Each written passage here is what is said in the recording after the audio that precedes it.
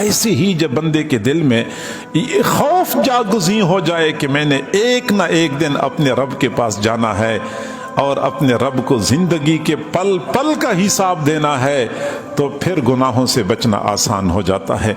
یہی وجہ ہے کہ حضور صلی اللہ علیہ وسلم دعائیں مانگا کرتے تھے، اللہم انا نسألک من خشیتک ما تحول بہ بیننا و بین معاصینا، اللہ ہمیں وہ خوف عطا کر، اللہ ہمیں اپنی وہ خشیت عطا کر کہ جس کی بدولت ہم گناہوں سے بچ سکیں، وہ خوف اور خشیت ہمارے اور گناہوں کے درمیان حائل بن جائے۔ خوف خدا گناہوں سے بچنے میں معاون ہے، اور یہ خوف خدا جہاں اللہ کے مقربین میں پایا جاتا ہے، حضرات انبیاء کرام کو اللہ رب العزت نے اپنی خشیت میں سے وافر حصہ دیا ہوتا تھا، وہاں فرشتے جو معصوم مخلوق ہے، کبھی اللہ کی نافرمانی نہیں کرتے، وہ فرشتے بھی خوف خدا رکھتے ہیں، بلکہ ذی روح اور جاندار چیزیں تو اللہ سے ڈرتی ہی ہیں، بے جان اشیاء بھی اللہ کے عذاب سے ڈرتی ہیں۔ قرآن عظیم الشان اس بات پہ گواہ ہے، ثم قست قلوبکم من بعد ذلک، پھر تمہارے دل سخت ہو گئے، فَهِيَ كَالْحِجَارَةِ أَوْ أَشَدُّ قَسْوَةً، پتھروں کی طرح سخت ہو گئے، بلکہ پتھروں سے بھی زیادہ سخت ہو گئے، وَإِنَّ مِنَ الْحِجَارَةِ لَمَا يَتَفَجَّرُ مِنْهُ الْأَنْهَارُ، بعض پتھر اللہ کے خوف سے پھٹ جاتے ہیں، ان سے نہریں بہہ پڑتی ہیں، وَإِنَّ مِنْهَا لَمَا يَشَقَّقُ فَيَخْرُجُ مِنْهُ الْمَاءُ، بعض پتھر اللہ کے خوف سے پھٹ جاتے ہیں، ان سے تھوڑا پانی بہہ پڑتا ہے، وَإِنَّ مِنْهَا لَمَا يَهْبِطُ مِنْ خَشْيَةِ اللَّهِ، اور بعض پتھر اللہ کے خوف سے پہاڑ کی چوٹی سے گر پڑتے ہیں۔ کبھی سنا ہے پہاڑی تودا گر پڑا، پہاڑی چٹان گر پڑی؟ یہ بڑی بڑی چٹانیں کیوں گرتی ہیں؟ زمین پہ زلزلہ نہیں آیا ہوتا، کسی نے پیچھے سے دھکا نہیں دیا ہوتا، یہ بڑی بڑی چٹانیں اللہ رب العزت کے خوف سے زمین پہ گرتی ہیں۔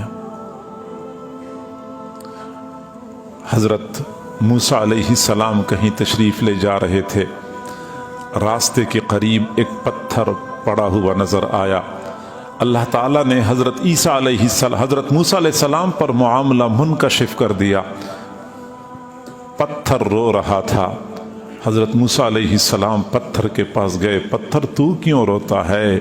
نہ تو شریعت کا مکلف ہے، نہ تجھ سے قیامت کے دن سوال و جواب کیا جائے گا، تجھے کیا پریشانی ہے، کیوں رو رہا ہے؟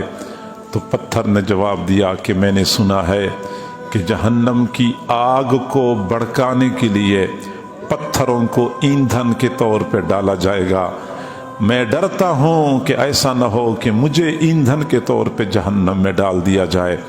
حضرت موسیٰ علیہ السلام نے اللہ تعالیٰ سے دعا مانگی کہ اللہ یہ پتھر آپ کے عذاب سے ڈر رہا ہے، اس کو امن عطا فرما۔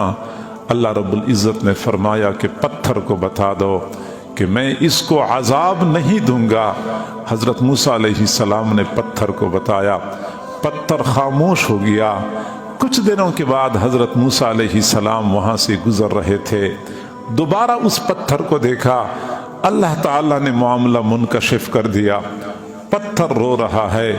حضرت موسیٰ علیہ السلام نے فرمایا کہ اب تو تجھے اللہ نے عذاب سے مأمون کر دیا ہے، اب کیوں رو رہا ہے؟ پتھر نے کہا کہ جس رونے کی برکت سے اللہ رب العزت نے مجھے جہنم کے آگ سے پناہ عطا فرمائی ہے، بھلا اس رونے کو میں کہاں چھوڑ سکتا ہوں؟ رونے کی برکت ہی تو ہے کہ اللہ نے مجھے مأمون کر دیا ہے، تو اس رونے کو میں نہیں چھوڑ سکتا۔ پتھر بھی اللہ کے خوف سے روتے ہیں۔ حضور صلی اللہ علیہ وسلم نے فرمایا تضرعوا وابکوا فإن السماوات والأرض والجبال یبکون من خشیت اللہ، تم اللہ کے سامنے گڑ گڑایا کرو، تم رویا کرو، क्योंकि आसमान, ज़मीन और पहाड़ अल्लाह के खौफ से रोते रहते हैं। आसमान भी रोता है, ज़मीन भी रोती है, बड़े बड़े पहाड़ भी अल्लाह के खौफ से रोते हैं।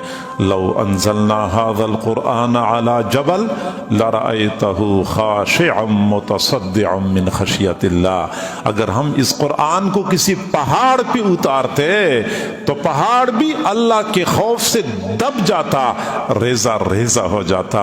पहाड़ खौफ खुदा रखते हैं।